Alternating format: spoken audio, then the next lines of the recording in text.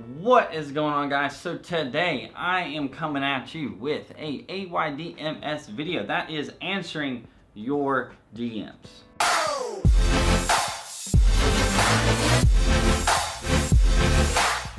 So basically, if you are unfamiliar with this series, I just go through my Instagram or Snapchat DMs and I just answer your DMs in the video format. And usually I will send you guys a message on here and say, hey, I just answered this in the video as well. So if you do want your questions answered in something like this, then feel free to send me some DMs on Instagram. However, my little disclaimer that I always tell you guys is one of the reasons I do these videos now is I have a lot less time to actually answer DMs and get on social media and things like that. Currently, I'm engaged. I will be married and on my honeymoon at the time that you guys see this video. So congratulations to me. Thank you very much. I really appreciate it, guys. So obviously, like in the comments down below, stuff like that, I won't be down there for a little while because I'm gonna be gone on my honeymoon. So a little disclaimer, keep in mind. All right, so for the first question, it's a good one here, and I may or may not have been asked it before. I don't remember, so it's a good one when I haven't been asked it before, at least I don't remember it. And that is basically, Jonathan says that you say people get smoked for getting desserts at basic training in the DFAC. Yes, that's definitely true. And he said, why do they even have them if you're not supposed to get them? And then also, is there coffee at basic training? So the very, very simple question or answer to the second part is no, there is not coffee at basic training. You're not supposed to have it. In the MREs, there are little coffee packets. I'm not a coffee drinker, so I've never had them, but there's little coffee packets and people will make Ranger dip out of it. And that is basically where you take the napkins that come in the MREs and you basically put the little coffee packets in there and then you put it in just like you have one of those little dips or whatever. So you can do that to get like your little caffeine fix or whatever. So there'll be people who are like, oh, does anybody have coffee? Does anybody have coffee? Because they just like to do that. I'm not a coffee person.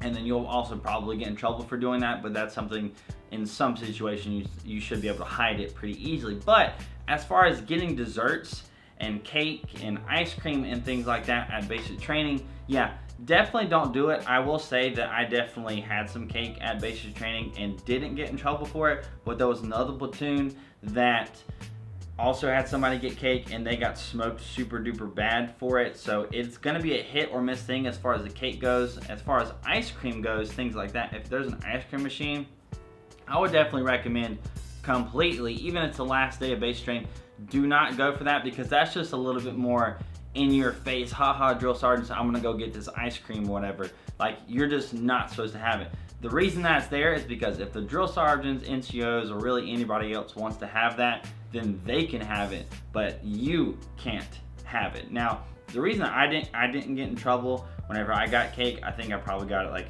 2 or 3 times during the 10 weeks or whatever of basic training. I think, like, I know for a fact that there were some drill sergeants that saw me. I did it one time right next to a drill sergeant, not really knowingly. I kind of grabbed it and was like, oh shoot. And sometimes you can hide it under your tray if you want to, if you want to be real slick about it. But what it seemed like to me, this is personal experience, and obviously this is going to be up to your drill sergeants and your actual platoon. But what it seemed like to me is if they saw somebody who was overweight or was struggling with their weight, and they got cake or something, that wasn't good.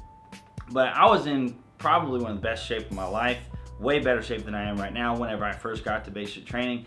And so whenever I got it, I was just like, you know, it was just kind of like whatever. Like that dude, I think at basic I had like I didn't have a 300, I think I had like a 292 or 294, something like that. It was like a 290 something PT test. But I do remember a lot of times, like if somebody overweight was getting that wasn't good. And even if somebody was overweight was getting a bunch of unhealthy food, a drill sergeant would come over and be like, what are you doing? They wouldn't get them in trouble, but they'd just be like, what are you doing? You don't need that kind of thing. Also, if y'all aren't aware of the fake profile epidemic going on Instagram, it is insane how many DMs and stuff I get from these women that have been scammed by people that are using my pictures and stuff. It's literally, I mean, if I just look here, right here, out of all these DMs, there's 1, 2, 3, 4,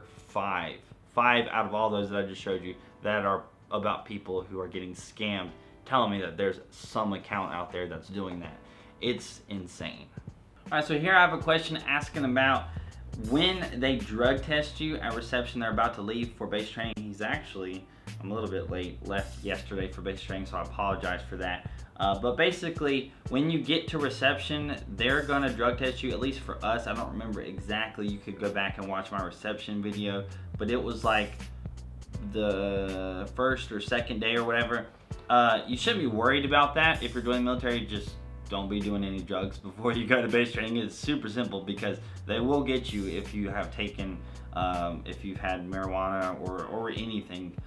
Even if it's legal in your state, you still can't have it in the military. That's something that if you didn't know, now you know. All right, so here's a really good question. So I sprained my ankle last week and I still feel some pain and minor swelling, and I'm not able to continue my training preparation for basic training like running, things like that. Should I change my ship date? This is a question that I've gotten several different times. Don't know if I've covered it in a video, but it's obviously going to be up to you. So if you think you're up for it, then go for it. Me personally, I had injured my shoulder pretty bad, like months and months before going to basic training, and I wasn't able to do anything in the gym. I couldn't even run because it was hurting my shoulder with the bouncing up and down. Like, it was just real bad, and it had healed up. I still was struggling a couple months out from basic training to do push-ups and things like that because it was hurting, but eventually I kind of came around. So I was a little bit worried for a little while, but I was, you know, obviously I was totally fine going through basic training with that, because it started to heal. It was a very slow healing process, but it did heal in time. But if you are hurt, again, it's gonna be up to you. You're gonna have to do a self-test kind of thing, like, am I able to do this? But if you are hurt and you go to basic training hurt, you can do that. I mean, that's something that you can do, but the predicament that you're gonna be left in is either at reception or at basic training, and both of them are gonna suck in their own ways. Then if you get injured further and you can't continue training and you get put on a profile or something, then you're gonna be stuck there. You could be stuck at reception, which you don't wanna do. You could be stuck at basic training, which you don't wanna do. Getting stuck at AIT, not quite as bad as both of those, but like as far as initial training, if you get stuck at reception is just so boring because you're just waiting to go to basic training. You just wanna get to basic training. You just want to get there, but you can't because you're hurt, and there'll be people who are hold-unders or holdovers, and they'll be at reception for so long because of some injury or something like that. So this is definitely something that you need to think about, and if it is serious and you know it's going to take like maybe another month, 2 months or whatever for it to heal up, then that is something that you're going to have to talk with the recruiter about. You hurt yourself and your ship date's going to have to be pushed back. You still want to join, but because of said injury where you can't run anymore right now, you're going to have to push that back. That's definitely something valid if you are actually injured. And then something like with your ankles and feet and things like that, that's something that I would honestly take pretty seriously, because if your feet are screwed up when you get to basic and you start getting blisters, or if you're hurting, your ankles are swelled up, like, it's just gonna make things, it's not gonna make things fun, especially with all the rucking and stuff that's going on in basic training now. Whenever you get to the forge and you're rucking like 40 miles, if you're doing that with like a hurt foot that has been injured throughout all of basic training, it is not gonna be fun, and it will be, in some situations, more beneficial to just push that back. Alright, so this is going to be a long DM here. I'm gonna read it for you guys and kind of answer it as we go, but here we go. This is some good stuff here for you guys to think about, right? He's wondering if I can do a video on job chances for active duty versus reservists, and which jobs could possibly help you rank up faster. I want to hit on that real quick. As far as jobs where you're going to rank up faster, that is going to be specific to your MOS. And I have done a video on that, and you could probably just search Army jobs that will help you rank up faster, MOSs or whatever. That should come up, because all of the jobs on the enlisted side have a certain amount of points that you're going to get in order to make it up in the NCO rank. So E1 to E4, automatic promotion. E5 and up, you're gonna have to get some points. Well, E5 to E7, you're gonna have to get points. And those points are going to be dependent on, or how many points you need is going to be dependent upon the MOS that you pick. And you can just look up how many points certain different MOSs have, and the more points you need, the longer it's going to take you to rank up. The longer it's going to take you, just in general, because it's going to be more competitive. There's going to be more people in that MOS generally, and or less positions. So I do have a video on that, because your MOS has a big effect on, or has a big factor or whatever, on how fast you're going to rank up whenever it comes to E5, E6, E7.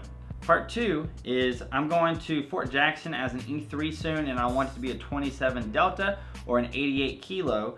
My recruiter told me that normally active duty members gets first dibs in jobs like that, and the reservist gets the scraps unless it's infantry or artillery based. Number one, I feel like your recruiter is totally full of crap right there, because that's 100% false statement that recruiter made if he said that reservist or active duty gets first dibs when it comes to reservist jobs, because that's completely different. The way that this stuff works is the Army says we need this many different MOSs, and you know, this is going to be active duty stuff. The reservists are going to say, all right, this unit needs this many people, and it's up to the reserve unit to say, hey, we need this specific MOS. This is what we need.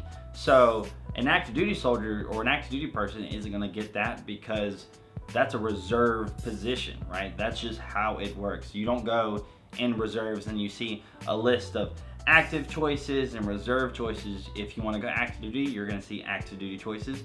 If you want to go reserves or guard, you're going to see reserves and guard choices. So it's not like first come, first serve when you're trying to pick active and they get first dibs. That's just not how it works at all. I feel like those are one of those tactics, how a recruiter is trying to push somebody to go active duty when they maybe want to do reserves, and they're like, oh, well, you know, active duty gets first dibs on all the MOSs. Completely false statement. And then part number 3, he says, also, are there jobs that reservists can find for bonuses? I know that 92 Sierra has a $20,000 bonus, but I don't know if I'd want to do that, as I want to have a job that has weight and push behind it. So for me personally, I don't have a clue which jobs are going to have bonuses and not, because number one, that is going to change all the time. That's going to change just all the time. The Army will say we're going to give bonuses to these different MOSs, and then also how much of like a bonus you qualify for, or even if you qualify for a bonus, is going to be dependent upon your ASVAB score. So you want to score well on your ASVAB, because then if there is a bonus, or if you're going to get a kicker for your GI Bill, things like that, that's where your ASVAB score, personal experience, things like that come into play. Because if you know you have a super high ASVAB score, they're like, yes, we want you, and so here's a little bit of money to actually get you to come into the military. If you have a really low ASVAB score, they'll be like, yeah, you know, we can have you, we cannot have you, you know, we don't need to give you $10,000 or whatever. So that's kind of something to think about. So I don't have a clue which MOSs are being offered specific bonuses, amounts, or whatever. That's going to vary, and it's also going to depend upon ASVAB. Alright, so that's the last question that I'm going to answer for today's AYDMS video. I hope you guys enjoyed it. If you did, head down to the merch store, link in the description, pick up one of these t-shirts. Use code WARD for 10% off at all times. Gotta remind you guys that, because I do not want y'all to not use that and then just waste away that 10%, right? So use that 10% code. That is your best chance to get one of these, or well, you could get one, you'll just pay more for it. But anyways, that is it for this video. I hope you guys enjoyed it. If you did, hit that like button, that would be awesome. If you just stick around for some more of my videos, hit that subscribe button, that would be even better. Follow me on Instagram and Snapchat if you haven't already. Hope you guys have an amazing freaking day, and I will see y'all later.